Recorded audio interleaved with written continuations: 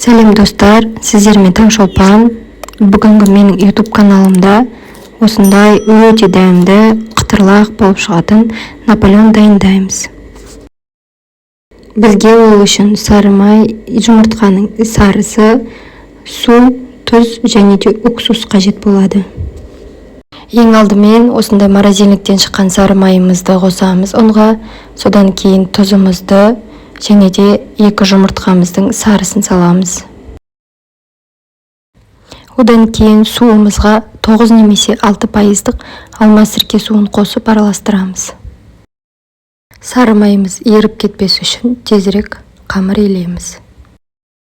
Тортты дайындау үшін қолданылған ингредиенттердің барлығының грамдарын описание бөліміне қалдырдым.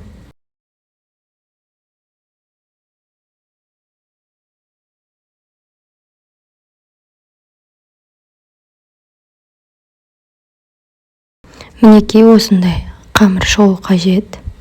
Енді қамырымызды 20 минутқа холодильникке салып қоямыз. Мінекей тындырылған қамырымыз дайын болды.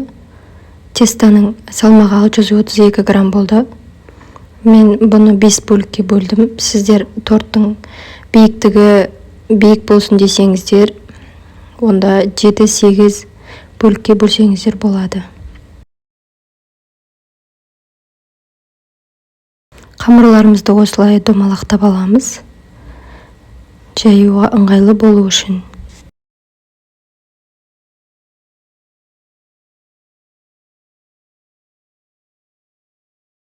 Осы уақыт аралығында пештеріңізді қыздырып қойсаңыздар болады.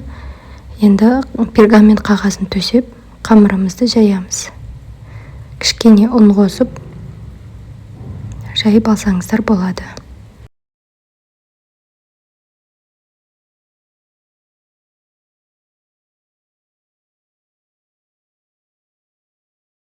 Ал енді тортымыздың кремін дайындаймыз.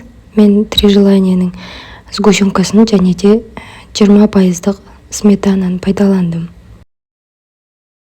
Креміне қаласаңыздар сахарный пудраны қоссаңыздар да болады.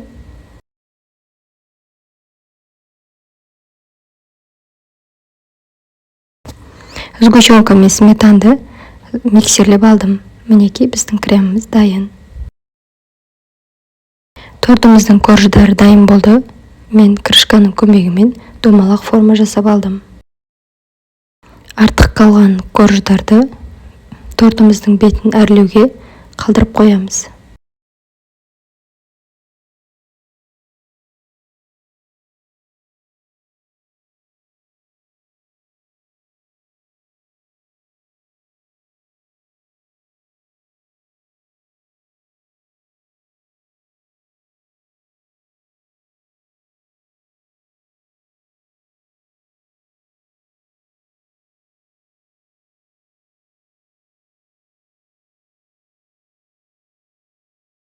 Торттан қалған корждарды қолыңыздың немесе измельчительдің көмегімен езіп аламыз.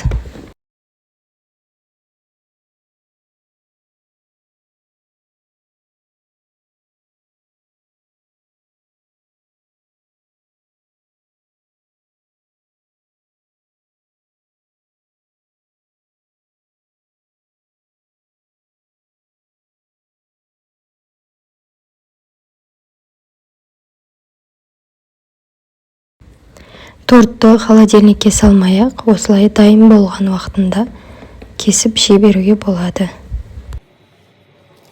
Өте қытырлақ әрі дәмді тортымыз дайын болды. Барлығыңызға жасап көруге кеңес беремін.